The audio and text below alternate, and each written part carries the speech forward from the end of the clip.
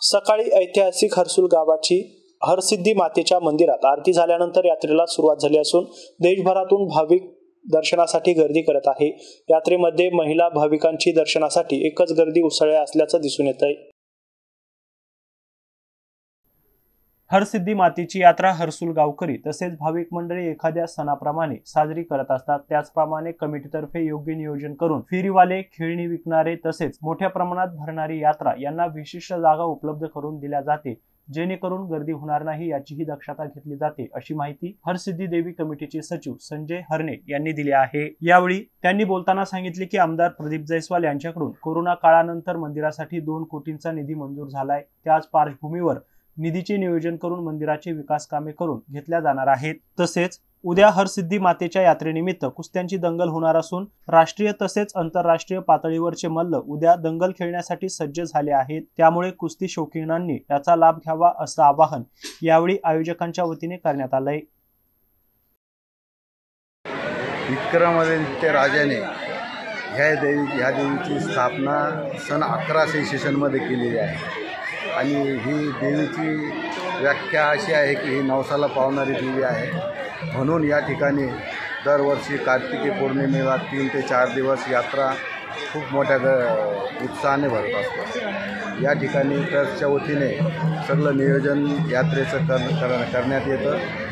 Stall असले, राटपाळणे असले, सगळ्या बंदोबस्त असला, पोलीस बंदोबस्त येते, सर्व बैठका घेऊन सर्वांचं एकदम व्यवस्थिशीर दुकानाची सल्ले ज्याला त्याला ज्याची जागा दरवर्षीची जागा असते सर्वांची, त्या हिशोबानं सर्व लोक पण या ठिकाणी बसतात आणि सर्व हर्सुल ग्रामस्थ ज्येष्ठ तरुण मंडळी सर्वांचं यामध्ये सहभाग असतं आणि सहकार्य पण असतं आणि जास्त करून महिला मंडळांचं यामध्ये जास्त उत्साह असतो। आणि मंदिराची निगा कशी राखता?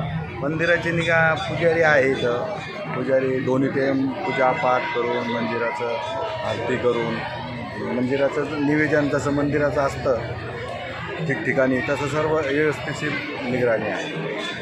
आणि प्रशासनाकडून काही आर्थिक मदत मिळते का तुम्हाला? प्रशासनाकडून आता आम्ही हा मंदिर तीर्थक्षेत्रामध्ये घेतलेला आहे 2018मध्ये कोविड आला होता।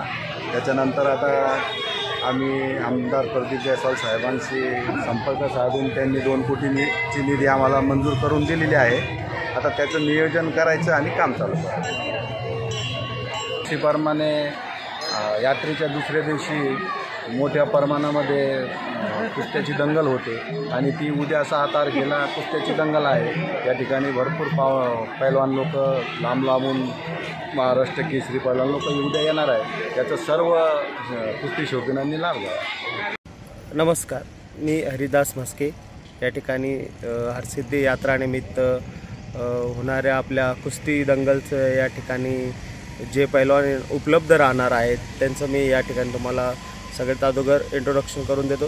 सगळ्यात अगोदर या ठिकाणी महाराष्ट्र केसरी पैलवान व आंतरराष्ट्रीय पैलवान हर्षल सदगीर या ठिकाणी येणार आहे। त्यासोबत वर्ल्ड चॅम्पियन मीर झहीर आणि या ठिकाणी उपलब्ध राहणार आहे आणि ते परत या ठिकाणी शेरा गुज्जर जो भारतात चांगल्या टॉप लेवलचा कुस्त्या या ठिकाणी करत आहेत तोही या ठिकाणी उपलब्ध राहणार आहे आणि भारत केसरी उमेश मथुरा या ठिकाणी उपलब्ध राहणार आहे।